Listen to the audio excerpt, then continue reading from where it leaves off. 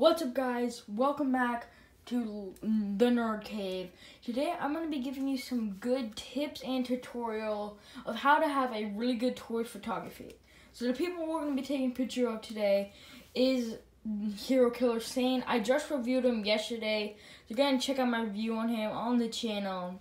So I'm going to give you some good tips on what to do, what you need. So let's go ahead and dive right in. Lesson 1 is, if you're going to do an action one, you're going to need some blood.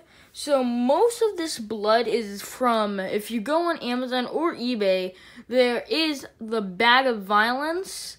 So just search it up, 1/12 Bag of Violence, and you'll get this pack that has weapons and blood packs for your toy photography. And then these are actually just from a not Mortal Kombat, Walking Dead figures. These are kind of rare to find, but you won't really be needing these. These are just more for props. So, and then also, not all of these come from the Bag of Vine. There's just, go on eBay until it's 1/12 blood, and they're really solid, but they look like blood. They're really good. So yeah, I'm just going to go ahead and separate all of them. That's what really you need.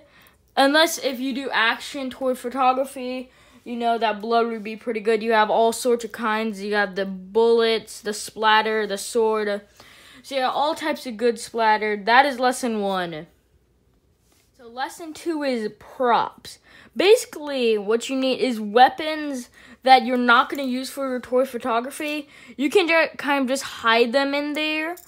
Just to give the toy photography a little bit more realism and make it look cool. Like, if you're not going to use a weapon like this came with a NECA Friday 13th. If you're not going to use it, you can kind of just put it there on the floor, and it maybe put blood on it to act like you did use it for the toy photography, or backpacks, the gas, just to make your toy photography not feel empty. This is from the Apex Legend figure. I forgot his name, but it's a Raven, just in case.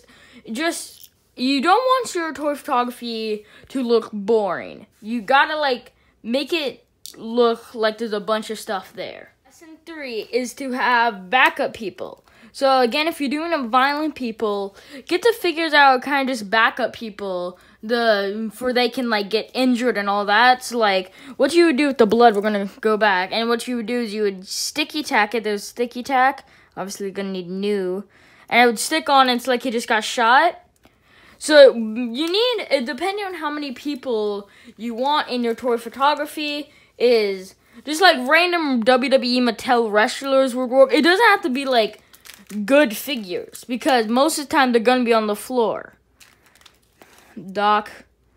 So, yeah. Just, this lesson 3 is backup people. Next thing you need is a diorama. Now, it doesn't have to be like one of those expensive dioramas you find on eBay. It can literally be just a dollhouse, and you can paint it as what you want. This is just a normal dollhouse that soon we're gonna make it like what we want.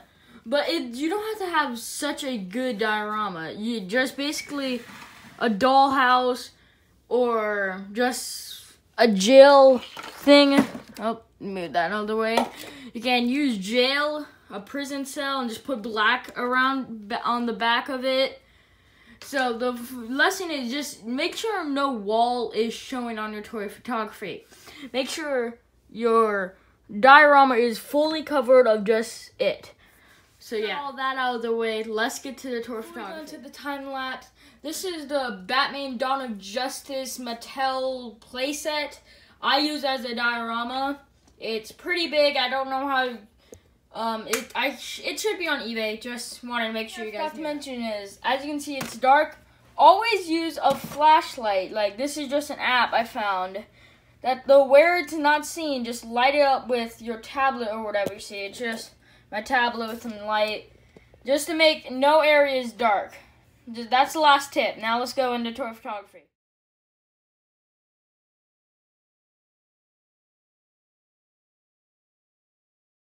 Now let's put the props. Alright, so now that we've done the posing around and all that, what we've used sticky tack, we splattered blood around. Like, what we do is you act like they did fight, so it's the aftermath of the fight. That's what I like to do. So as you can see, I made like blood dripping off from the sword, like from the show. And then I also used the props like the gas tank and the bird, the lamp. And then this, I didn't find any use for this, so I never used it. But yeah, you have the more figures you collect, the more accessories you randomly get. And you can always get accessories on eBay. So let's go ahead and take the picture.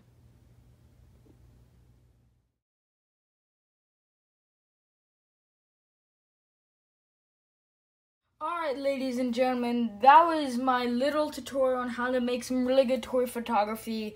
If you want more of these tutorials, comment below. Don't forget to like and subscribe and share. Comment below what next you want me to do. See ya.